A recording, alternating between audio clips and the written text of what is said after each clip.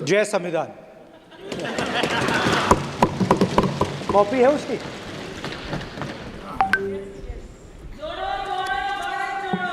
जय संविधान। इसकी हमने रक्षा की है।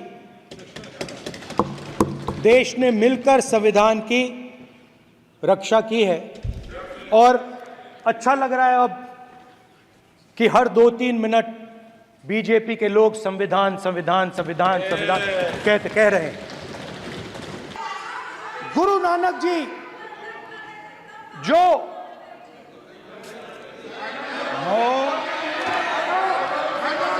प्लीज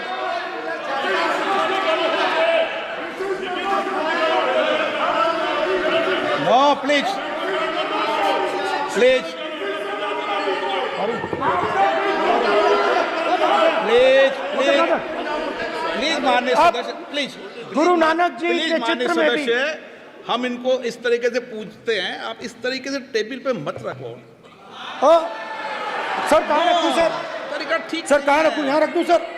आप यहाँ मत यहाँ रख देता हूं सर।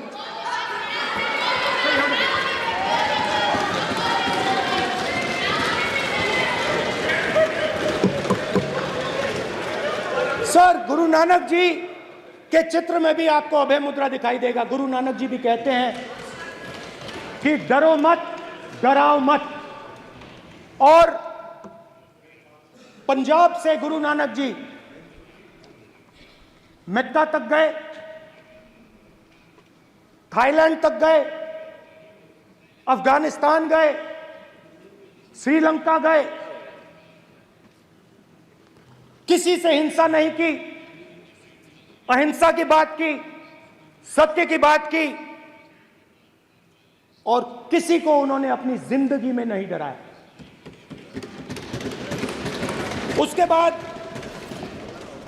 जीसस क्राइस्ट की इमेज देखिए, उसमें भी आपको अभय मुद्रा दिखाई देगा। जीसस क्राइस्ट की इमेज में भी अभय मुद्रा, डरो मत, डराओ मत। और जीसस क्राइस्ट ने कहा कि अगर आपको कोई थप्पड़ मारता है तो दूसरा गाल दिखा दो। उसके बाद बुद्ध भगवान, अभय मुद्रा।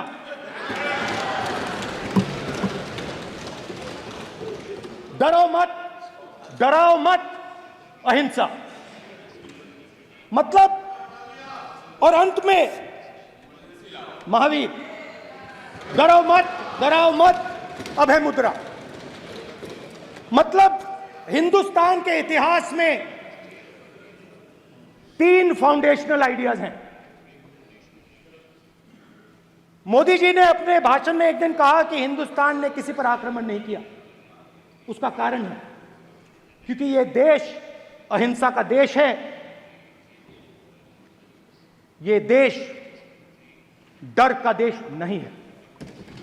तो हमारे सारे के सारे महापुरुषों ने अहिंसा की बात की, डर मिटाने की बात की।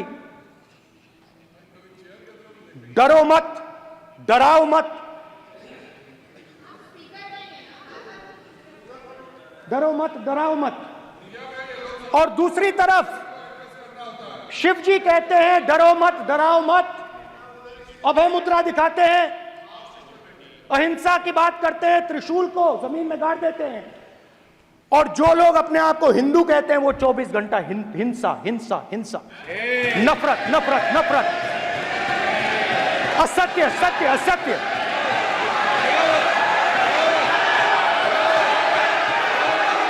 आप हिंदू हो ही नहीं।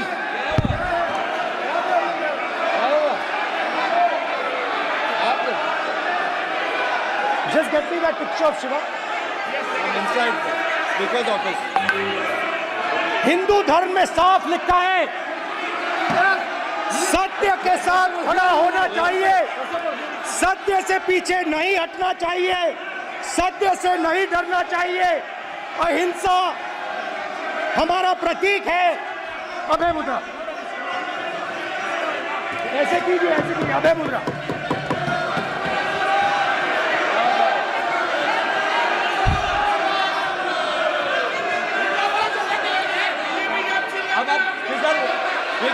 नहीं आएगा।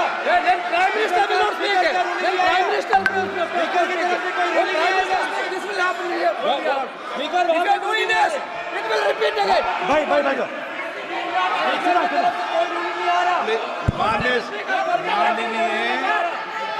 ये आप बात समझिए, आप बात समझिए। ये इसलिए चिल्ला रहे हैं क्योंकि तीर जाके दिल में लगा है, दिल में जाके तीर लगा है, इसलिए ये चिल्ला रहे हैं। देखो चुप हो गए, देखिए स्पीकर साहब चुप हो गए सब।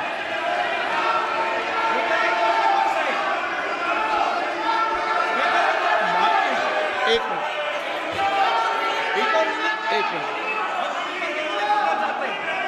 माननीय आप प्रतिपक्ष के नेता हैं, किसी की भावनाओं को ठेस नहीं पहुंचे। सर मुझे चर्चा बोलने में दीजिए। ध्यान रखना चाहिए। ये जो ये विषय बहुत गंभीर है।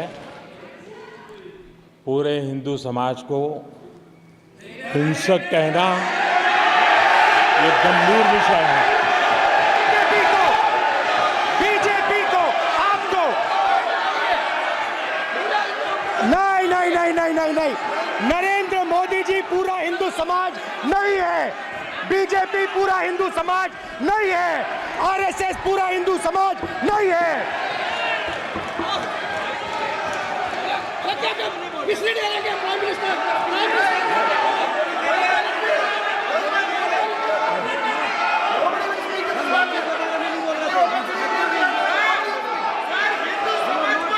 भूपेंद्र यादव जी, ये ठेका नहीं है बीजेपी का।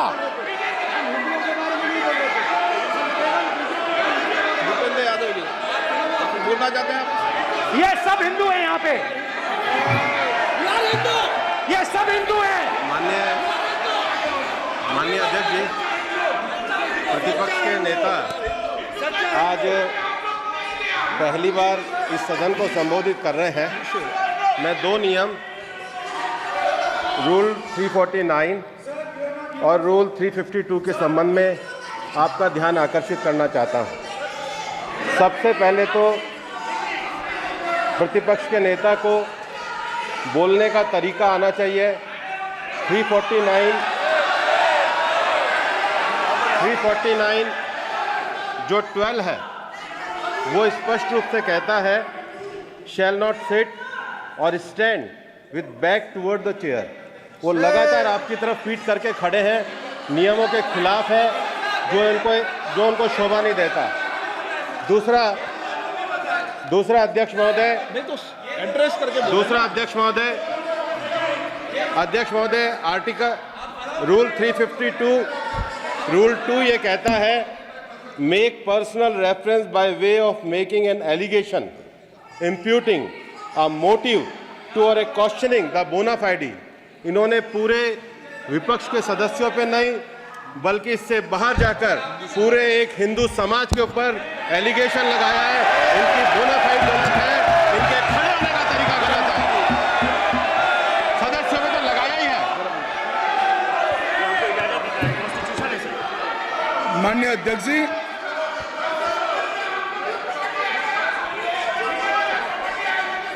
गृह मंत्री जी, नो आप डिबेट में गृह मंत्री जी।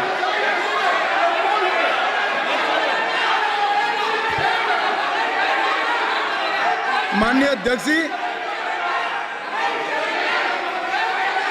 शोर शराबा कर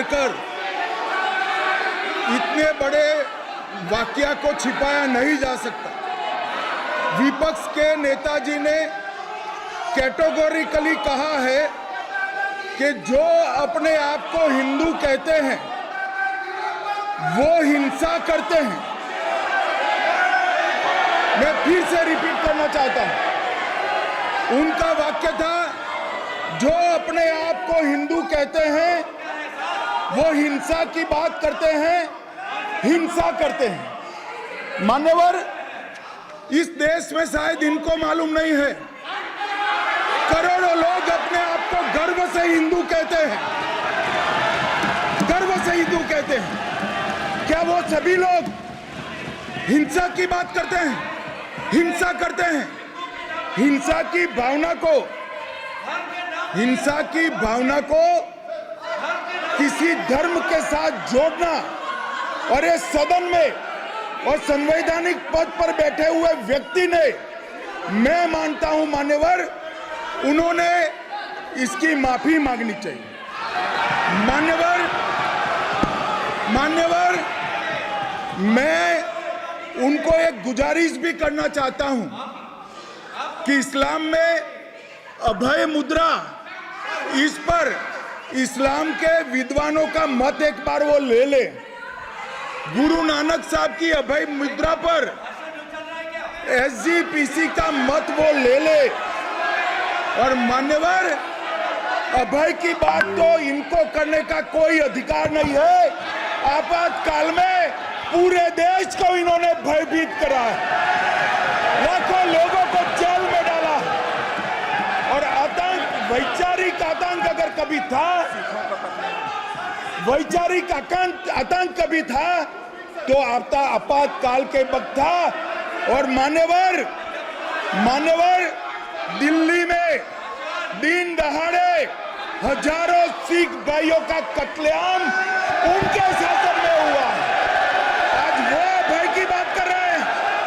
मान्यवर, मेरा आपसे आग्रह है कि श्री राहुल गांधी, नेता प्रतिपक्ष, पहला भाषण होने के बावजूद माफी मांगनी चाहिए। न केवल सदन, पूरे देश की माफी मांगनी चाहिए।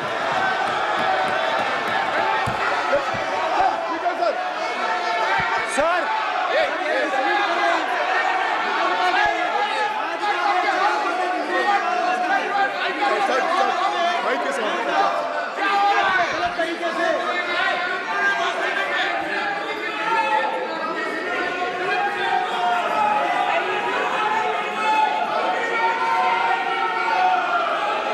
Speaker sir,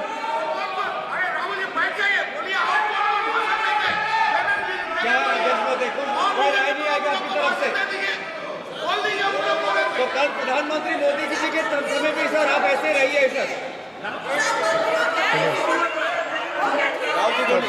I'm not going to speak until they're quiet.